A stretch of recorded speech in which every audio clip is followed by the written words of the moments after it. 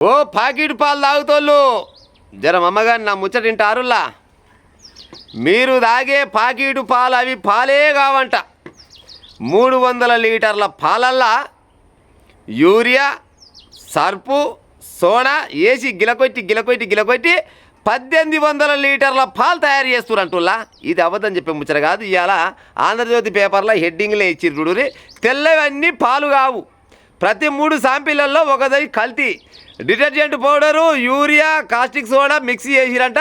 2025లో దేశవ్యాప్తంగా నిర్వహించిన నాణ్యత పరీక్షలంట ప్రతి 100 నమూనాల్లో 38 ఫెయిల్ అయినాయి అంటుల్లా. ఇక ఒక్కొక్క ఆయన ఏం చేస్తాడు, పొద్దుగాల లేవంగానే ఆయన కాలు కింద పెట్టాడు. కాయపో ఛాయో తాగితేనే కింద పెడతాడు. ఇక కొంతమంది చెప్తారే మా ఇల్లుగల్లా ఆమె ఛాయ కాస్తుంది, నా సామిరంగా చిక్కటి పాలతోడు కాస్తుంది, మేము చిక్కటి పాలు తెచ్చుకుంటాం, ప్యాకెట్ పాలు కమ్మగా తాగుతాం ఛాయ అంటారు.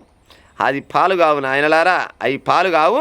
అది ఏమైనా సర్పు పౌడర్ అంట, యూరియా అంట, ఇంకేదో సోడా అంట, ఇవన్నీ రకాలవి కలిపి అవి మన ఇంటికి వస్తాయంట. మా అమ్మ కానీ మీరు ప్యాకెట్ పాలు తాగే ఉపాయం చేయకూరి. తాగబుద్ధి ఉంటే బర్రెల పాలు, లేకపోతే ఆవుల పాలు, లేకపోతే గొర్రెల పాలు తాగినా నష్టం లేదు, మేకల పాలు తాగినా నష్టం లేదు. కానీ మీరు ప్యాకెట్ పాలు కనుక తాగితే మీ ఆరోగ్యం లుక్సానే. బుడ్డ పిల్లలకు అనుకుంటారు, అరే మా ఓడి పొద్దుగల్లా గిలాస తాగుతుడు, గిలాస తాగుతుడు, పానం పడుతున్నాడు అంటే అవి పాలు ఎందుకాయ పాడైపోయిన పాలు కావయి.